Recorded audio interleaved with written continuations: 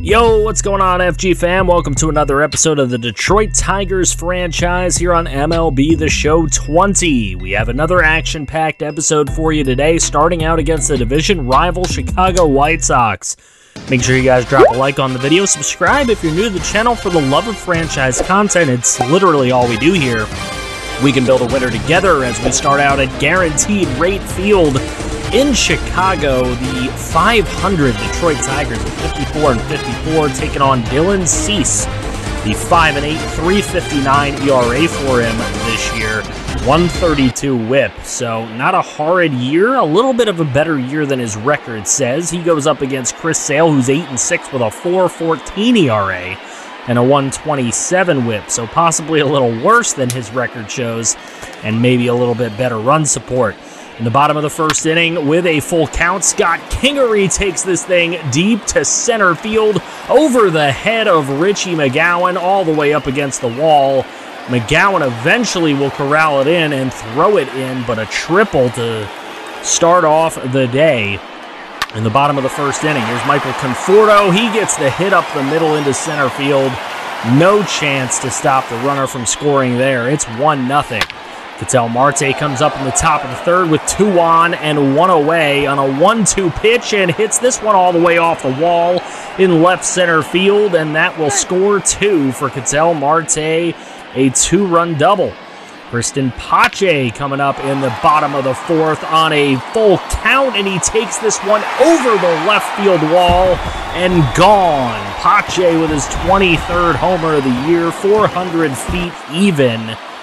To get the White Sox back in this thing, it's 2-2, full bases, full count, and what a wedge in at second base. So we go through the middle of the 7th with a tie ball game. Simeon Woods-Richardson in now. He gets the final out of the 7th, no problem.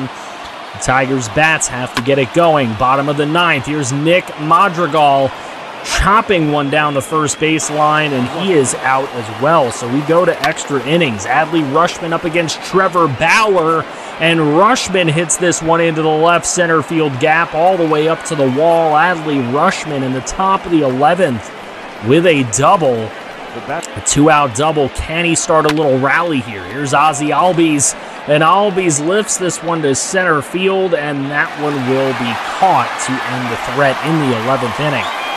So the White Sox hoping that they can get it done. Aroldis Chapman coming into the game now. He has had a bad year.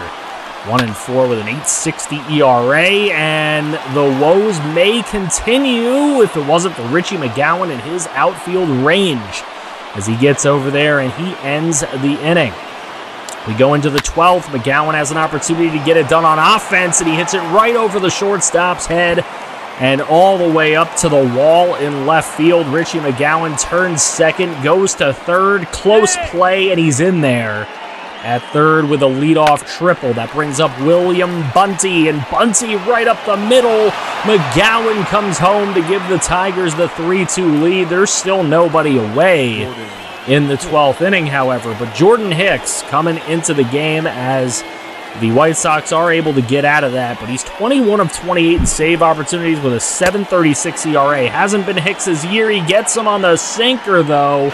Inside sinker for Hicks. 2 away. Nolan Jones, the former Tiger, up at the plate, and the throw on to first to get him. He is gone, and the Tigers win it 3-2. Aroldis Chapman actually gets the dub. Ketel Marte with a double and 2 ribbies is the player of the game here today. Richie McGowan went 2 for 6. He hit the triple. He scored 2 runs of the 3. Ozzie Albies scored the other. Lindor, Rutschman, and Marte with doubles. McGowan with the triple. RBIs for Bunty, 2 for Marte for his 69th of the year. Nice. Chris Sale goes 6 innings, 2 runs, 6 strikeouts.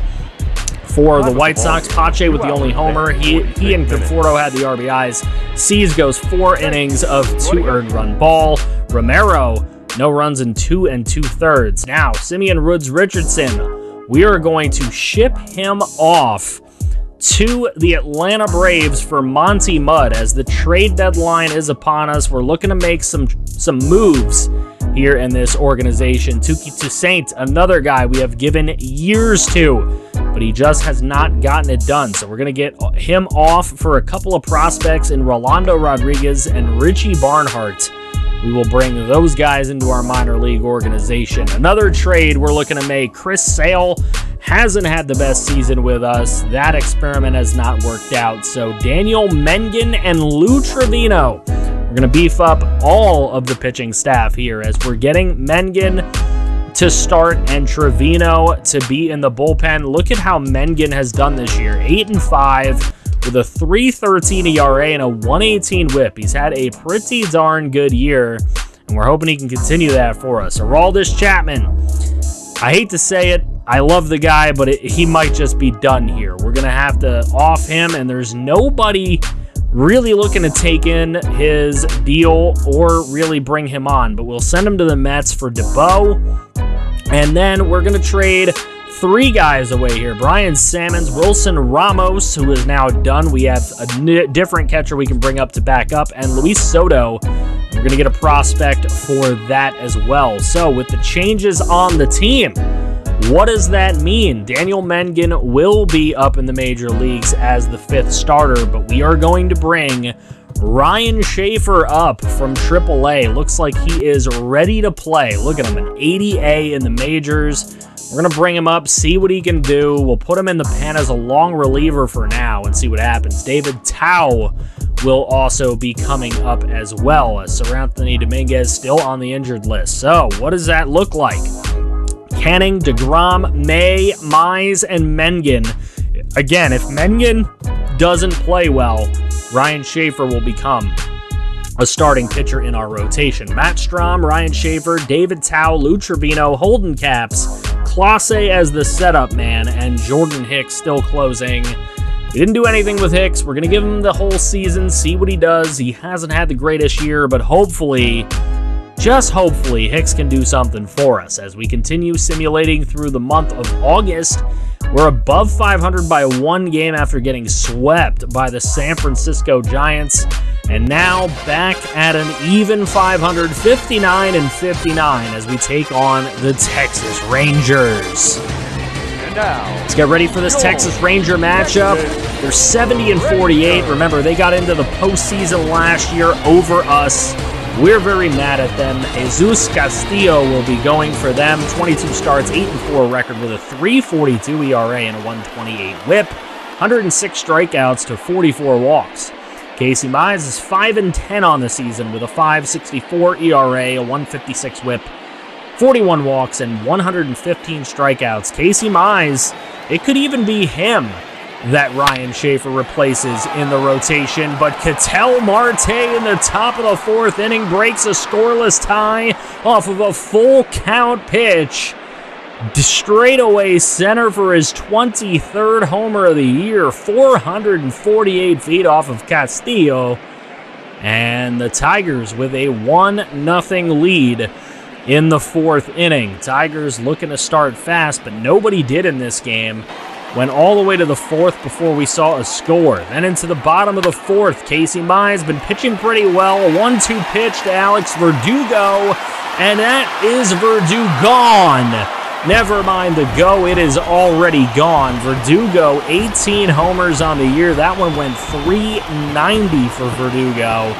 And he ties the game up for the Texas Rangers. Both teams wearing their colored uniforms today. No white jerseys. And Verdugo has it 1-1. Here's Adley Rutschman in the top of the 5th with 1 on a 1-2 pitch. 2 away in this one, but he gets it to go all the way up to the wall, attempting to score from 3rd. And easily across the plate is Alec Bohm as the Tigers regain the lead. So look at that. Scores in each half frame for the past 3. Here in the top of the 5th still, and that one over to the left fielder who makes the grab. Carlton Vaughn coming into the game for the Texas Rangers. He's pitched quite well this year. 2.13 ERA in his 55 innings. He has 10 holds on the season. There's nothing for him to hold on to here, though, as he walks Ketel Marte. And now with the bases bombed and nobody away, it's Frankie Lindor. He has this one deep out to right field. It hits the bottom of the wall out and right. And he will have a bases clearing double. 5-1 Tigers. Adley Rutschman comes up with the bases bombed here in the 6th inning, and that one's up the middle for a base knock. That's going to bring home 2 runs for Adley Rutschman. The throw is way off, and it's 7-1 now. Carlton Vaughn just allowing a ton in the middle of this game.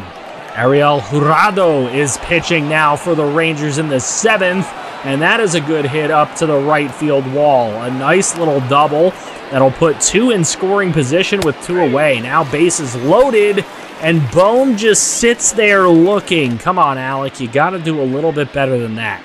Here comes Frankie Lindor up against Jurado, and he sends this one packing out to right field.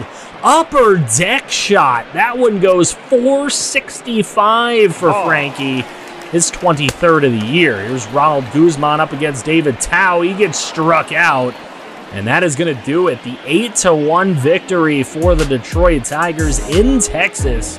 That beautiful new ballpark in Arlington. And the Texas Rangers may be a really good team, but hey, our Tigers can compete. Frankie Lindor with a homer and a double is the player of the game. Marte went 1 for 4. He had a solo shot and 2 runs scored. Lindor also had 2 runs scored. Freddie Freeman with a couple of doubles. Adley Rutschman was 2 for 4 with a double and 3 ribbies. That base is clearing double. Casey Mize went 6 innings, 2 hit balls, 6 strikeouts.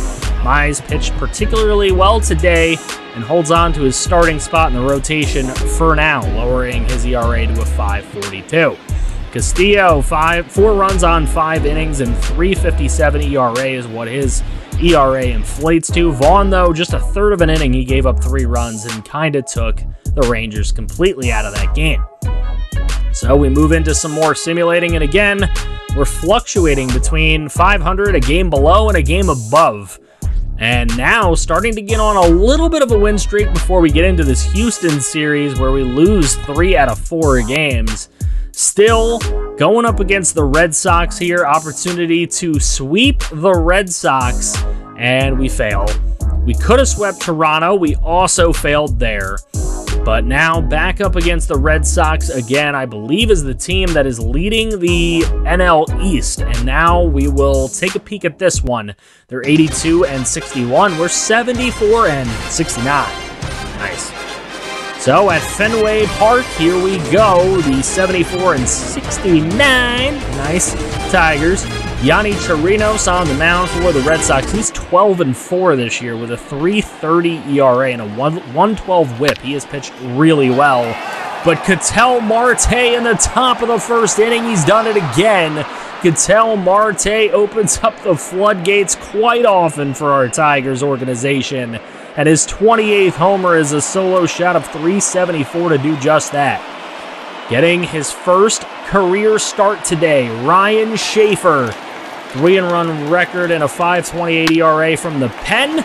And here on a full count, right down the left field line. That is not looking good for Schaefer in the bottom of the 2nd inning. A leadoff double is not what you want to give up there, Ryan. That's Ben Noss, the user player. Here's a hit right up the middle into center field, and that is going to score Ben Noss from 2nd. The throw is not in time. We are tied at 1. Ozzie Albies. Here's a big hit into center field. That one's all the way up against the monster. Careens off the monster, and a double for Ozzie Albies here in the top of the 3rd. Nice leadoff double, his 29th of the year. That brings up Tommy Pace here in the top of the 3rd with 1 away. He hits one off the monster as well. The score is 2-1 with the score from Albies. Another double there for Tommy Pace. Lindor with 2 away in the frame, and he will strike out on the inside sinker ball. Chirinos gets out of any further trouble until the 4th inning. Freddie Freeman laces one out to center, right center field, and it's over the wall and gone. A little section of Fenway where the stands come out a little bit makes it a 398-foot solo shot for Freddie Freeman, his 22nd homer of the season. So Freddie Freeman adds to the Tiger lead, make it 4-1 here in the middle of this game. Well, 3-1, excuse me. Here's Richie McGowan. He's going to ground this one, and he'll be out at first base to end any further threats from the Tiger offense. Here's Ryan Schaefer in a little bit of a jam. Bases loaded. Nice charge from Bohm, and he makes the throw on to first to get the final out of the 4th inning. So Schaefer struggling a little bit, but getting through. Matt Strom comes in the 7th. He gets the strikeout to get through it. And the Tigers looking to take this win. Jordan Hicks, a 2-6 record, 31 of 44. He's now blown 13 saves. He gets that strikeout on the sinker ball down low. And then Ryan McMahon up here. He's going to dribble one on to first. Picked up and tagged for the final out of the ball game. And the Tigers get the win at Fenway Park 4-1. Behind a very nice and grinding pitching performance from Ryan Schaefer, who got the job done just as needed. Ozzie Albies gets player of the game with a homer and a double. He went 2 for 4 in this one. Freddie Freeman 3 for 3 with a homer and a ribby. He also had that run scored on that solo shot. Home runs from Freddie Freeman, Ozzie Albies, and Ketel Marte. RBIs from Freddie Freeman, Ozzie Albies, Tommy Pace, and Ketel Marte. Schaefer, not a bad first start. He gave up 1 in 4 1/3. For the Red Sox, just doubles from Devers, McMahon, and Nost, and an RBI from Grisham as they lose this one. The Mud Hens finish the season at 71 and 69. Nice, but they do not make the postseason. The Seawolves have finished the season, and they won their division. So the minor league playoffs about to begin. We will see what ends up happening there as we continue to simulate on through the end of this season. We're 6 games above 500. Hopefully we come out better on the other side of the playoffs, but we'll get to that next episode. In the American League East, it is the Red Sox at 84 and 62, Tigers at 76 and 70, 7.5 back of the division lead, but 4.5 back of the Twins for second place. Athletics are 6.5 back of their division. They get the first wild card. We are 3 games back of the Twins for the wild card positioning with 14 games in that elimination number. The Mets lead the East. The Cubs lead the Central. And in the West, it is the Dodgers by 2.5 over the Padres, who have won 90 games already and will have to settle for the wild card. Reds, the only other ones fighting with the Marlins right now, seriously, for the wild card spot. We will see if the Erie Seawolves can come away with another championship. Let me know if you have any faith in the Erie Seawolves in the comment section below. Any predictions you might have for the rest of the season. Do our Tigers make the playoffs? Let me know. I regret to inform some of you this series is coming to a close, but we will do so very slowly. Thank you guys for all the support on this series. Make sure you drop a like to keep it going. Make sure you subscribe if you're new to the channel and love franchise content. It's all we do here. If you want to see some more, click right here to see some more franchise.